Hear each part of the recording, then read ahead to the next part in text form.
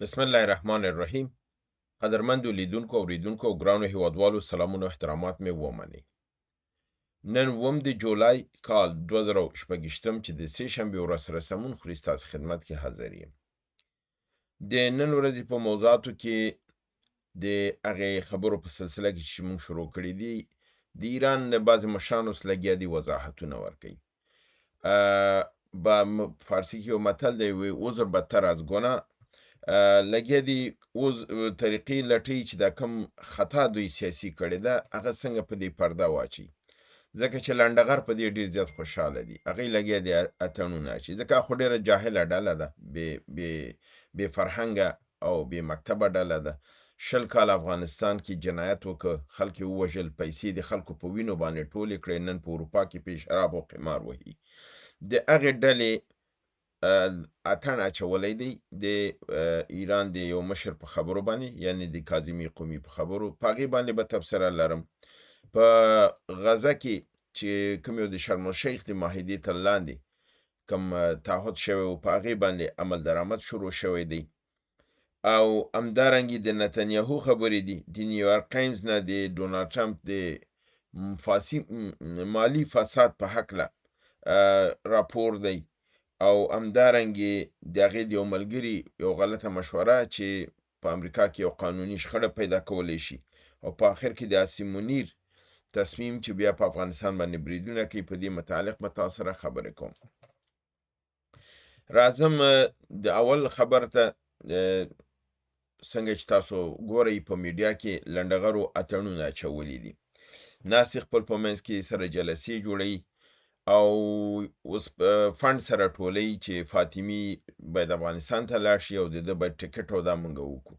که چې زه د ټکټ دې ته ضرورت نه لرم، زما خپل وطن دی چې کله وغواړم زه تللی شم. بارها د وطن نه دعوت راغلی دی، هره ورځ دوستان زنګ وهي او زه د خپل صحي مشکلاتو له وجې نه ځم، که نه خپل وطن ته تګ ته د بل چا ټکټ ته ضرورت نشته دی. او کوم شی چې دوی ارمان لري هغه ارمان د دوی هېڅکله نشي پوره کېدلی. دا ارمان به دوی ګور ته ویوسي انشاءالله، ځکه دا ډېره نادانه احمقه طبقه ده.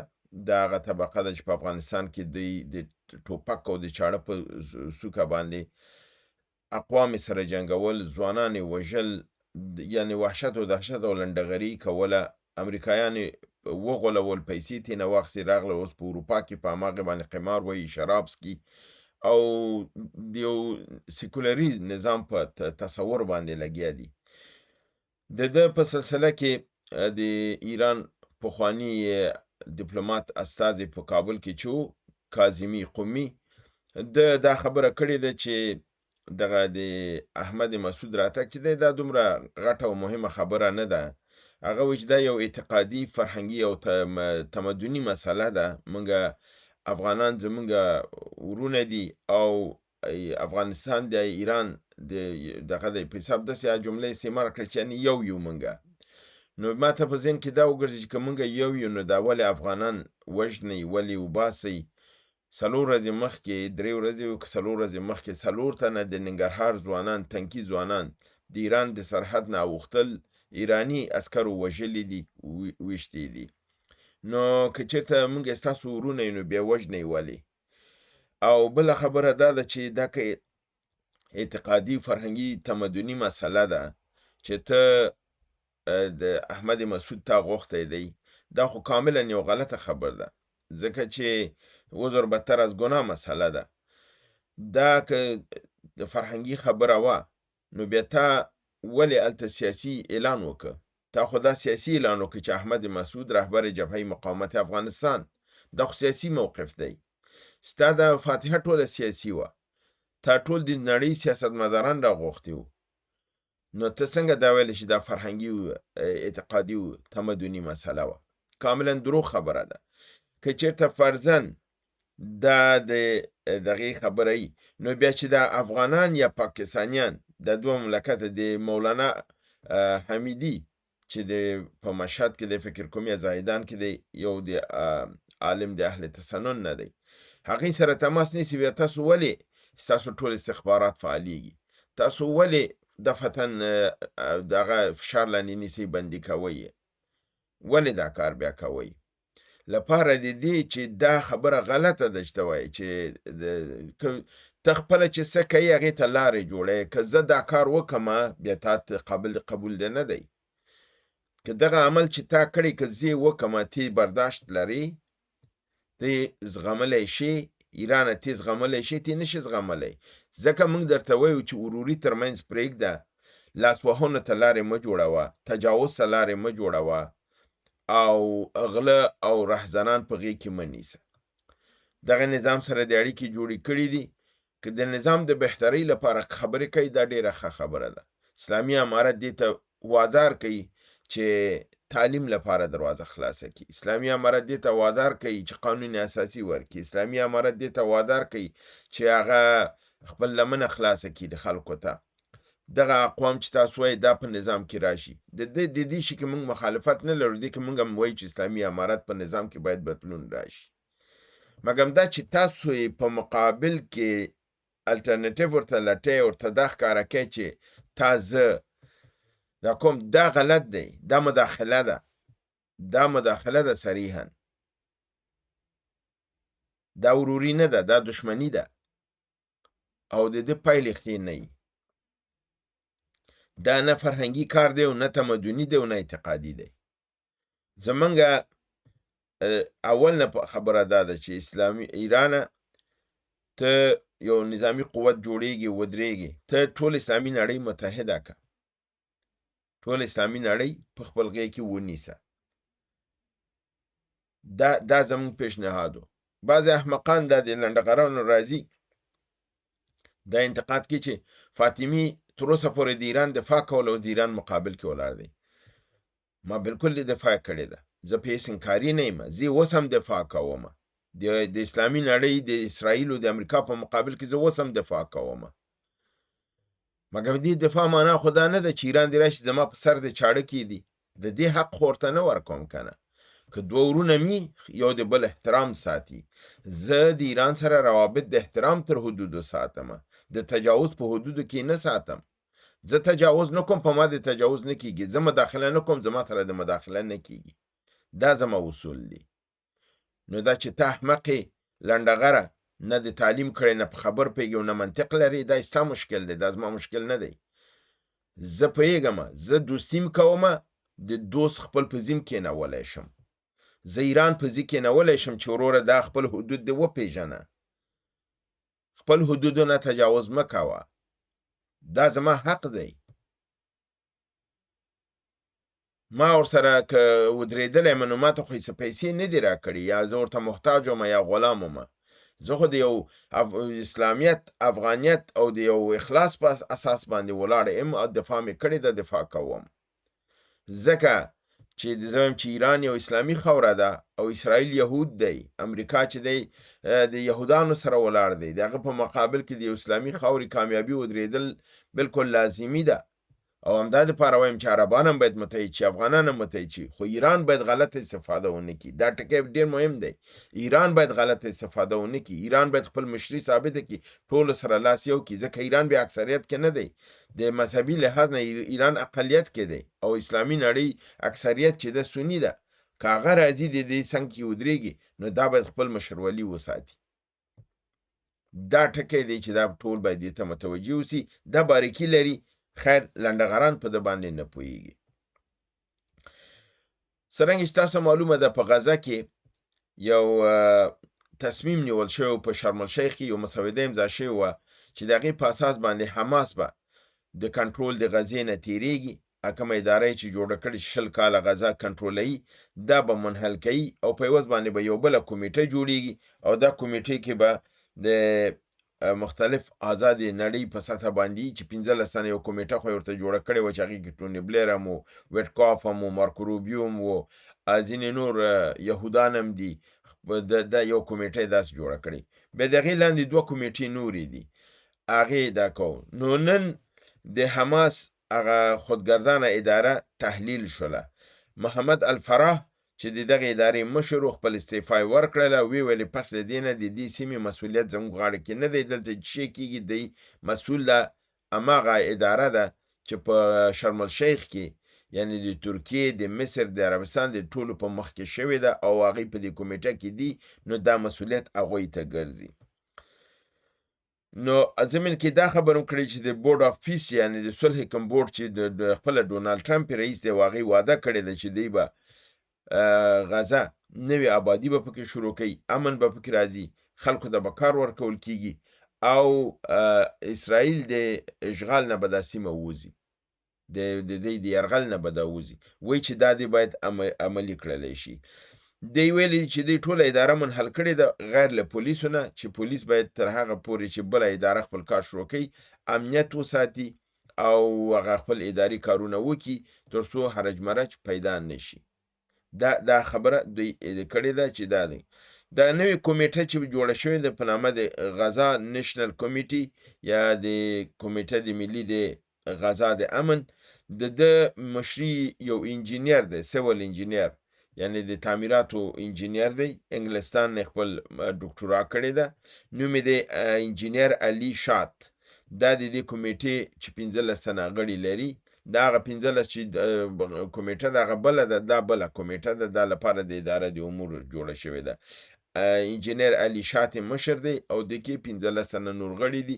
دوی به پس د دې نه د دې سیمې مسؤلیت په غاړه اخلي او دغه به حماس به د غاړې ته کیږي. خو حماس دا خبره هم کړې دې معنا دا نه ده چې دوی به خپل نظامی جګړه خپل د مسؤلیت دا به د غاړه کې دی به هلته یي که په مجرد اسرائیل غلط حرکت کوي یا د دې دغه کوي چې د دې امن لاندې د سیمې کنټرول کاملا لاس کې ونیسي، دی بیرته راتلی شي، مداخله کولی شي. بل خبر دا دی چې اسرائیل او قبرس سره نظامی مانور شروع کړی دی او اسرائیلیانو قصدن چون هغه قبرس چې دی یا سایپرس چې ورته وایي اصلي نوم یې او موږ تاسو ته قبرس وایو عربي دغه کې، دا په دوه حصو دی، یو د یونان دی، یو طرف هم د ترکیې دی. دا یعنی قبرسي ترکی دی او قبرسي یونانی دی. د یونانی حصه کې چې دی اسرائیلیان اډه لري، هلته ښې اړیکې لري. دغه مانور په دې سیمه کې دی، خو اسرائیلیانو قصدن پروازونه د ترکیې په قبرس باندې کړي دي چې دا باعث د اشتعال د اردوګان او د ترکیې ګرځېدلي او ویل کېږي چې نتنیاهو قصدن دا کار کوي چې ترکیه دې ته وعده راکړي چې پر اسرائیل باندې برید وکړي او یو نوی جنګ په سیمه کې راوپارېږي تر څو اسرائیل په سیمه کې د امن چې دی دا د منځه ویوړل شي، دغه معاهدې خبره له منځه لاړ شي او دی یو حرج مرج جوړ کړی اوسي.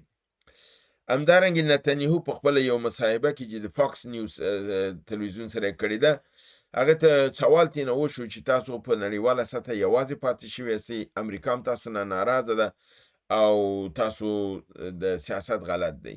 نو نتنیاهو ویلي چې خیر دی که امریکا موږ سره نشته، د هندوستان چې د دنیا یو په 4 حصه نفوس لري، 1400 میلیونه نفوس لري، او قبرس چې دی هغه وړکی قبرس چې 2-3 میلیون نفوس لري، دا وایي موږ سره دي، دا موږ ته کفایت کوي، دا ډېر لوی مملکت دی، مارکیټ دی او دا کوي.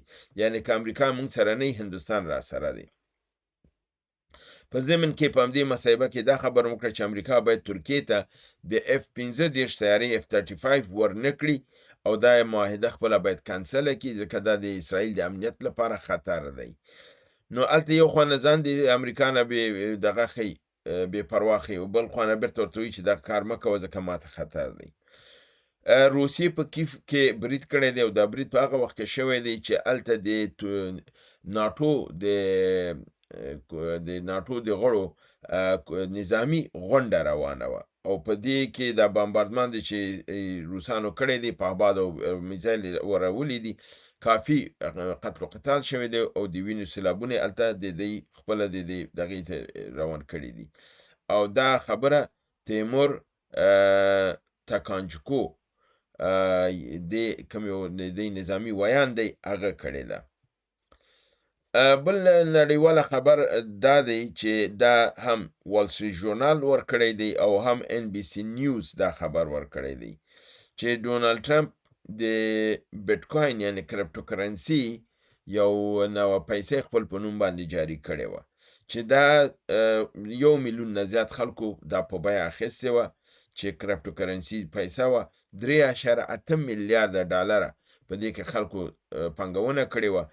دغه کې ډونالډ ټرمپ په خپله $1 میلیارډ ګټلي دي، خو د 1 میلیون کسانو 3.8 میلیارده ډالره بایللي دي او د لاسه یې تللي دي، چې دا یو فساد مالی په شکل کې راځي چې یو رئیس جمهور په وخت د رئیس جمهوري کې حق د تجارت نه لري او که هغه بیا تجارت کې لاس وهي او هغه کیده کېږي، دا د قابل د حساب مسله ده چې ورسره کېدی شي. بل خبر دا دی چې د ډونالډ ټرمپ د مکتب د دور چې کوم وخت کې دی په اکادمي نظامی کې دواړو درس ویلی په نامه د پیټر ټکټین چې اوس وکیل دی، دی دواړو سره لیدلی دي او په دې لیدنه کې پیټر ټکټین چې دی د ډونالډ ټرمپ ته یو مشوره ورکړې ده چې وخت در سره کم دی او د منځني انتخابات چې په نومبر کې را روان دي دا ته بایلي او که دا ودې بایلل هغه کمونستان چې ته وایي چې قدرت ته رانشي، یعنی دموکراتان یې ښودلي، هغه کمونستان چې قدرت ته راځي او ستا سیاست پای ته رسیږي او ته تباه کېږي. نو که غواړې دې تباهي نه بچ شي نو دې ورته مشوره دا ورکړې ده چې د یو فرمان په ترڅ کې ته د منځني انتخابات چې دي دا معطل که، وی ځنډوه او اوس یې مه کوه. هغه ورته ویلي دي چې دا خو بیا ما محکمې ته وړي، محکمه خو دېسې دا باطلوي. هغې ویل تر څو محکمه دا کار کوي ته دا وځنډوه او خو دا ښکاره کوي چې نورو وکیلانو ټرمپ ته دا مشوره ورکړه چې په دې عمل ونه کړي، دا ستا سیاسي کریر تباه کوي او دا ستا کار نه دی. که دغه کار ته غواړې وکړې ته باید د کانګرس د لارې نه وکړې، ځکه چې اضطراري حالت باید اعلان شي بیا انتخابات ملتوي کېدی شي، او که د فرمان په ذریعه باندې وکړي بدون د دلیل موجه دلیل نه، نو بیا هغه صورت کې محکمه چې دا د منځه وړلی شي. که کانګرس یې وکړي او هغې رایه ورکړي او انتخابات معطل کړي بیا معطلېدی شي. نو دغه پیټر ټکټین چې دی دغسې یو مشوره یې ورکړې ده، خو ویل کېږي چې دا د خپل ملګري ته یې غټه کنده ایستې ده، که چېرته دی په دې عمل وکړي د ته په عوض د ګټې ضرر رسوي. زما د نن ورځې آخر خبر د سیمې او د نړۍ په سطحه دا دی چې عاصم منیر په راولپنډۍ کې یو نظامي ناسته کې په دې ټینګار کړی دی چې ورځ تر بله بریدونه زیاتېږي او سیمې زموږ له کنټرول نه وځي او په ده کې د هندوستان لاس دی چې د افغانستان د لارې نه دا پلانونه پیاده کېږي. نو موږ باید په افغانستان باندې برید وکړو او افغانستان په کلکه باندې وځپو. خلاری هوایي بریدونه دي دوی ویلي دي او په دې کې او بیا د ملکي مرګ ژوبلې خبره شوې ده، بیا هغې ویلي دي چې دا خو هسې د هغوی خبر ده، موږ باید خپل برید وکړو چې په دې باندې فشار، یعنې د ملکي مرګ ژوبلې پروا هم نه لري. همدارنګې پرون دوشنبې ورځ باندې په ننګرهار د دور بابا ولسوالۍ کې د زرسر او تبېګنډو په سیمه کې پاکستان او د افغان ځواکونو ترمنځ سخت جنگ شوی دی چې مرګ ژوبله یې درلودله او سره انخته یې کړې ده. دا زما د نن ورځې نړیوال او سیمه ییز خبرونه چې تاسو سیمې ته مې وړاندې کړل. هیله ده برنامه وګورئ، خوښ کړئ، دوستانو سره شریکه کړئ. تر بل برنامې چې بیا ستاسو حضور ته حاضرېږم، تاسو په لوی پروردګار د عالمیانو سپارم. وما علینا الا البلاغ.